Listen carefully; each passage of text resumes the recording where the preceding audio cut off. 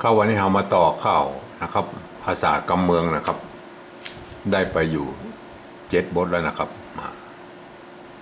ของเดิมก็มีอยู่อย่างนี้นะครับ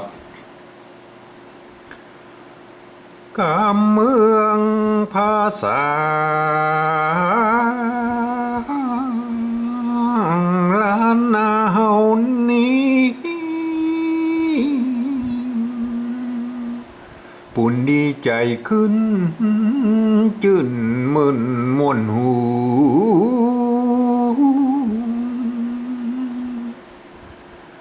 สำเนียงเสียงเพราะหยอกเยาะลื่นลูใครฟังมาจูปู่ศาสตร์ไกลไกลเริ่มจากกะขะงะให้จดจำหิวไว้อย่าจะวักส่องจะชะยะขวามาใส่ถ้อยเลียงกำละตะละทะละทะจือจอมละทะละบำดาห้ามตามถ้อยวักสีตะทังตะทะนะห้อยตามหิดห้อยเก่าเนินวักหาปะพะมะทะเลินเพิ่นแต่ใบกำเมืองของเก่าป่ออุ้ยดุยฟังเสียงอันว่าสำเนียงโบราณเก่ากี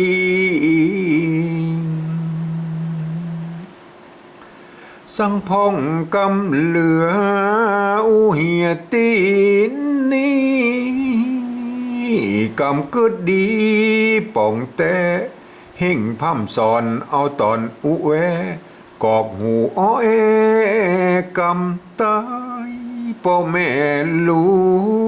วนหน้านวลตาสายลืมเจือจาดยายไหลลงหลิงลูภาษาอื่นเขาเอามาจื่นสู้ดูแควนสำเนียงป่ออุ้ยกลัวจะไปไก่บ่ได้คุดคุยเพียงแต่มาอู้ดาฟังลืมเก่ายอดมอนลืมก่อนลืมหลังอย่างมาลุงลังหมู่พวกสู่เจ้าภาษาอื่นใดไล่เลียงเปาะเขาตอนใหญ่ก็เอาแล้วกะสายเลือดเมืองอย่าเครื่องเลยนะตำบ่ถูกต้องเปล่าเว้นนี้ถ้าจะลืมกึดงามเงืดดิลีกวนเปิงดี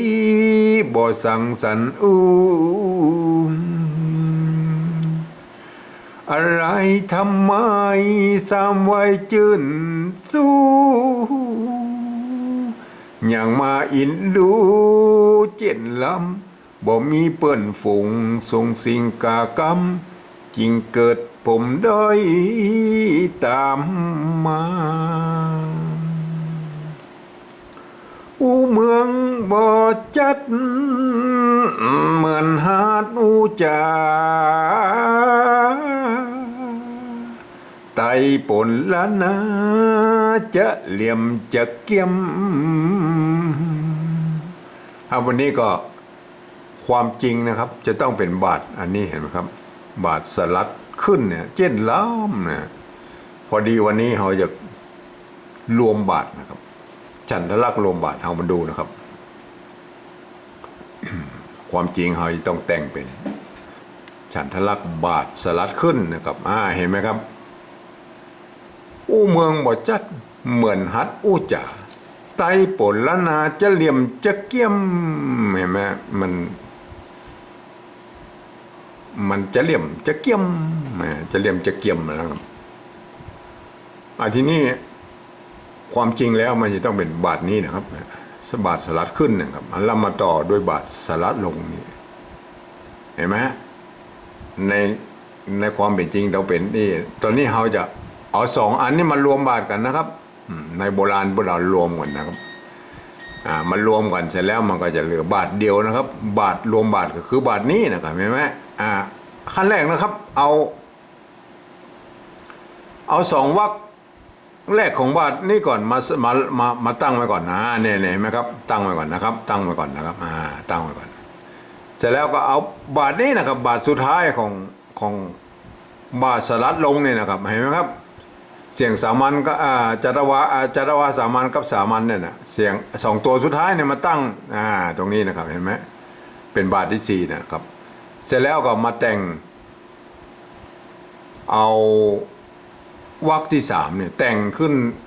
ฉันทลักษณ์ขึ้นมาใหม่นะครับมาเอาทั้งสองอันนี้บัต้องเอาทั้งสองบาทนี่มานะครับเอาแต่งขึ้นใหม่นะครับโดยที่จะฮือเสียงตรีนะครับอยู่ตรงตัวที่สองหรือตัวที่สามเนี่ยก็ได้นะครับแล้วก็มาลงด้วยเสียงเอกหรือไม่เอกนะครับแล้วก็มาเห็นไหมครับอันนี้เป็นฉันทลักษณ์รวมบาทนะครับจะพบเจอในข้าวหงหินและข้าวสี่บททั่วไปนะครับก็เพิ่นจะแข่งแต่งประมาณ10 บท20 บท15 บทอย่างเงี้ยพวกก็จะมีไอ้ฉันทลักษณ์รวมบาทนี่อยู่บาทหนึ่งนะครับก็บ่ใจเปิ้นหลงลืมนะครับมันเป็นฉันทลักษณ์ที่มีเป็นบ่ใช่คนอื่นเปิ้นฮ้องว่าฉันทลักษณ์ไม้อย่างนั้นน่ะหลายอย่างนะครับหรือก็แล้วแต่จะสุดแล้วก็จะวิจารณ์กันไปนะครับ แต่ของผมนี่เห็นแล้วว่ามันเป็นฉันทลักษณ์ที่แน่นอนนะครับเปิ้นโบราณนะบรรพบุรุษโบราณเปิ้นแต่งไว้เฮาก็บอกควรว่าไปละลืมของเปิ้นนะครับผมจะแต่งให้ดูนะครับเสียงเห็นไหมครับจะเหลี่ยมจะเกี้ยมทีนี้มันก็เหมือนมาสัมผัสตรงนี้แหละครับเกี้ยมนะครับทีนี้มันก็เหมือนกันนะครับวรรคแรกกับวรรคสองเนี่ยนะครับของไอ้บาทรวมบาทเนี่ยเหมือนกันนะครับเหมือนกับไอ้บาทสลัดลงเนี่ยนะครับทีนี้นะครับสมอง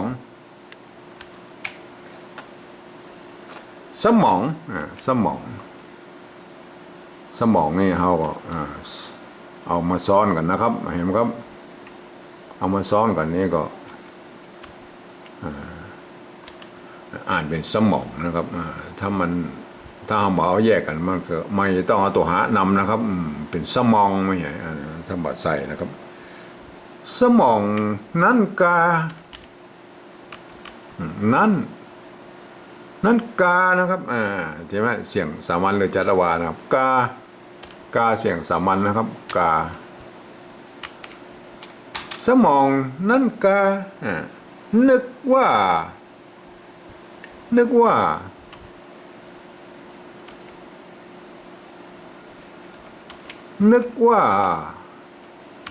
หลม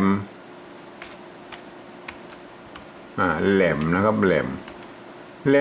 เลี่ยมนะครับเลี่ยมแหลมเลี่ยม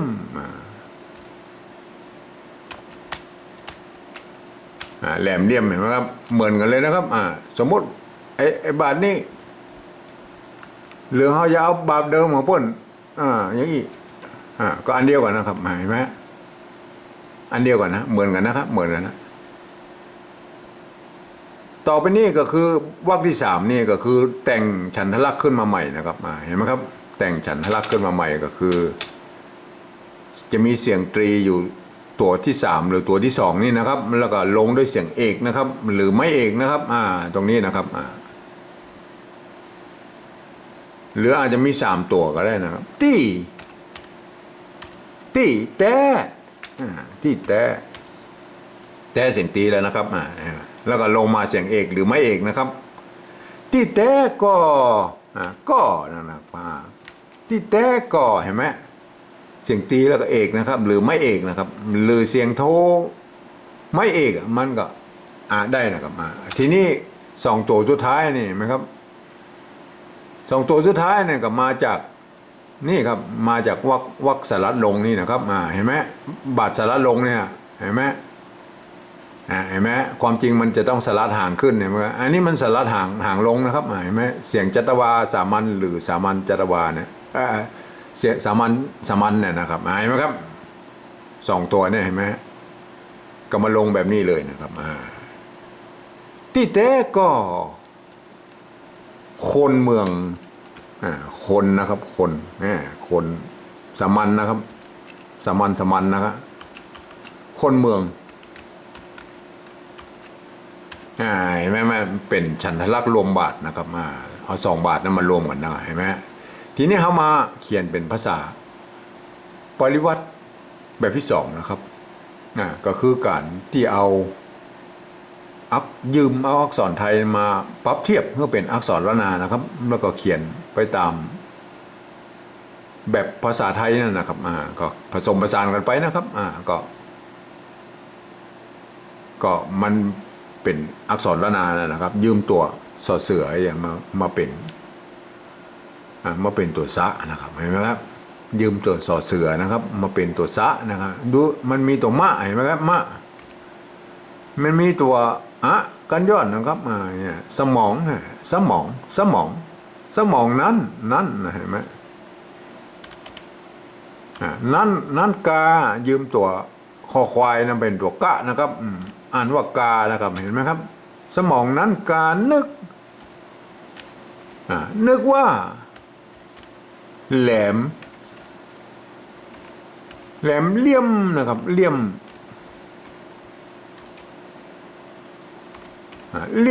นะครับตี้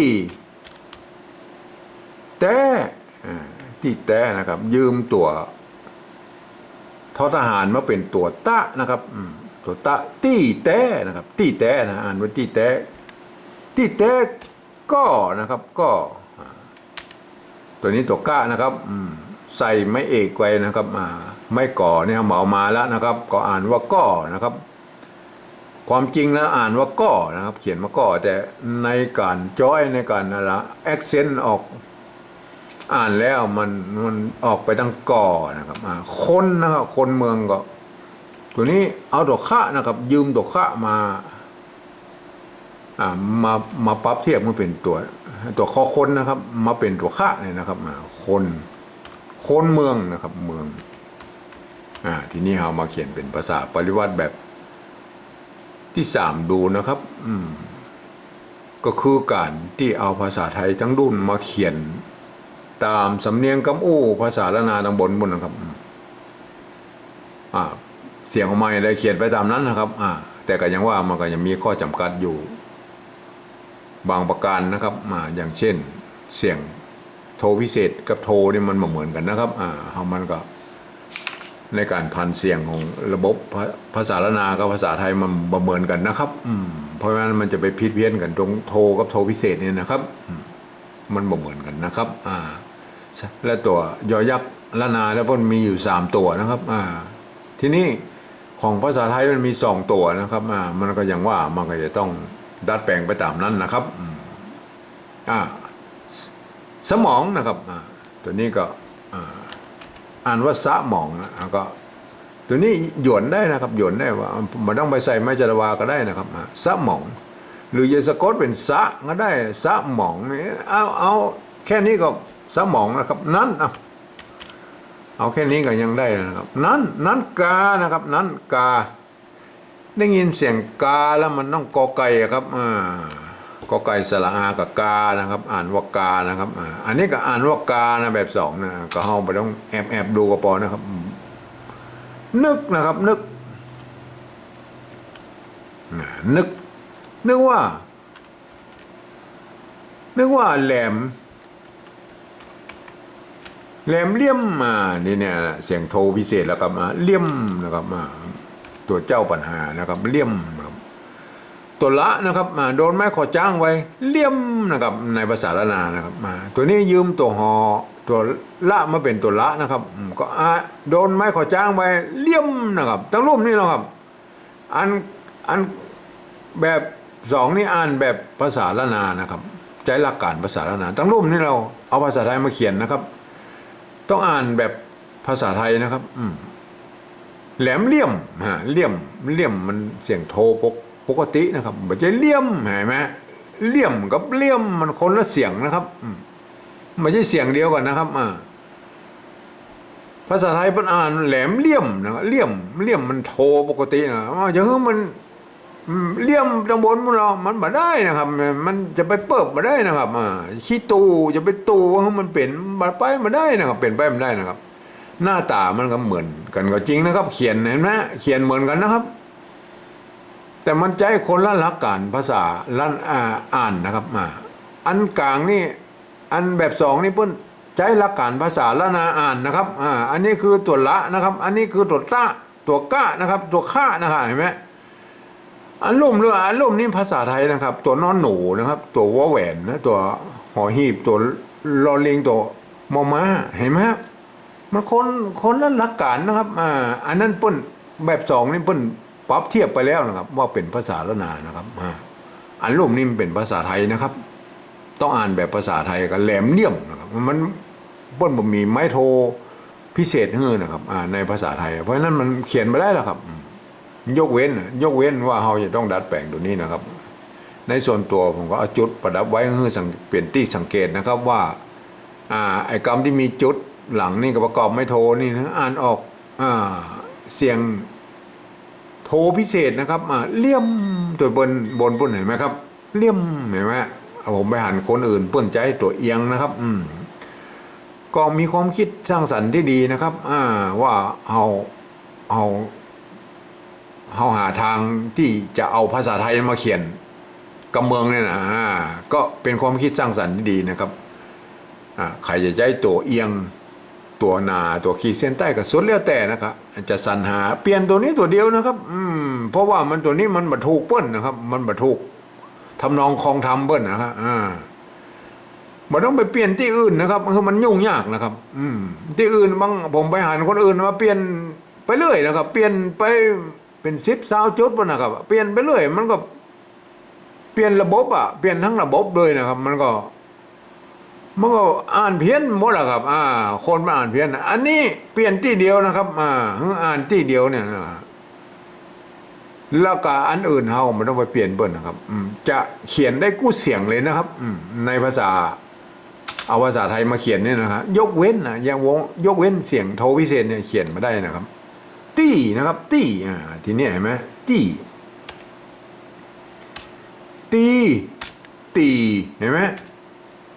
ตี้เห็นไหมตี้บางคนนี่เปิบเพราะว่าอย่าเขียนนี้ว่าตี้มันไปตี้ได้อย่างไรครับอันนี้มันตัวเต่าเป็นอักษรกลางในภาษาไทยนะครับเห็นไหมกจด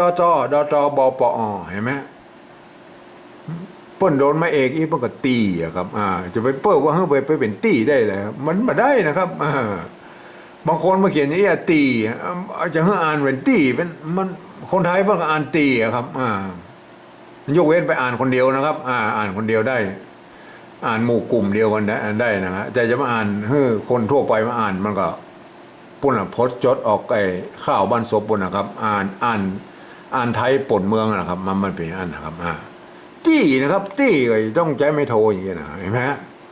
มันต้องไปเปลี่ยนแปลงเพื่อนนะครับตี้นะครับตีเพื่อนสะกดได้กูเสียงนะครับตี้แต่เสียงตีนะครับใส่ไม่ตีแต่ตี้แต่ก็นะครับก็เขาเขียนนี้ก็ได้หรือเยอะแล้วแต่จะเขียนนี้ก็ได้ก็แล้วแต่ก็เหมือนกันแต่เวลาอ่านจริงๆแล้วออกสำเนียงเป็นก่อนะครับอันนี้มันเป็นภาษาวรรณกรรมนะครับที่แท้ก็คนเมืองนะครับได้ยินเสียงคนแล้วนะครับใจคอควายเลยนะครับเห็นไหมได้ยินนะครับฟังเอาหูฟังนะครับคนในภาษาไทยเพิ่นเขียนนี่นะครับใจคอควายนอนหนูเนี่ยคนนะครับคนเมืองนะครับเมือง ห็นไหมครับได้แล้วนะครับเห็นไหมครับทีนี้เรามาดูนะครับว่าถ้าสมมติว่าของภาษาปฏิวัติแบบที่สามเนี่ยถ้าเปิ้นอยู่โดดๆอย่างเปิ้นอยู่ยี่เนี่ยเปิ้นเอาไว้ให้คนทั่วไปอ่านนะครับอ่านทั่วไปนะครับอ่านแบบหลักการภาษาไทยนะครับทุกประการนะยกเว้นนะมีข้อยกเว้นเนี่ยว่าไอเขียนแบบผมนี่นะครับยกเว้นเนี่ยคำที่ว่ามีจุดประกอบไม่โทเนี่ยถ้าอ่านออกเสียงโทพิเศษนะครับเลี่ยมนะครับเหมือนจะเลี่ยมนะครับเลี่ยมนะครับตัวยอยักษ์นะครับเพื่ออ่านออกเสียงเป็นยอยักษ์แบบล้านนานะครับยอยักษ์โดดๆนะครับเป็นยอนะครับยังยินนะอย่างนั้นนะครับถ้าเป็นอยนะครับเพื่ออ่านเป็นออกยอยักษ์ไทยอยู่อย่างอยากอย่างนั้นนะครับเห็นไหมแล้วท่านจะนอกนั้นอ่านไปตามหลักการภาษาไทยนะครับมีข้อยกเว้นอยู่4-5ประการเนี่ยนะแล้วท่านคนทั่วไปเนี่ยถ้ามาอ่านเนี่ยก็จะได้สำเนียงละนาไปตัวนะครับอย่างเช่นเอามาดูอ่านคนทั่วไปนะครับมาอ่านนะครับจะบอกว่าเป็นคนไทยคนฝรั่งมังค่าหรือคนเมืองที่หูภาษาละนานะครับบัดได้อ่านบัดได้เรียนภาษาละนามาอ่านเลยนะครับยกเว้นตัวนี้เฮามันต้องอ่านเป็นสะหมองนะครับความจริงไม่ต้องเป็นนี่เขาเอายกเว้นเห็นนะครับยกเว้นนะเบิ้ลนะยกเว้นเนี่ยความจริงไม่ต้องเป็นสะหมองเนี่ยมันต้องเขียนเป็นอย่างนี้นะครับสะหมองนะครับแต่เขายกเว้นเห็นว่ากรรมนี่มันเป็นกรรมสมาร์ทกรรมผสมกันแล้วอ่านเป็นสะหมองนะครับสะหมองนั้นกาเห็นไหมนั้นกาสมองนั้นกานึกว่าแหลมเลี่ยมเห็นไหมเลี่ยมเสียงโทพิเศษนะครับบังคับนะครับอ่านออกเสียงโทพิเศษตี้แต่ตี้เสียงโทนะครับตี้แต่ก็คนเมืองเห็นไหมครับสมองนั้นกานึกว่าแหลมเลี่ยม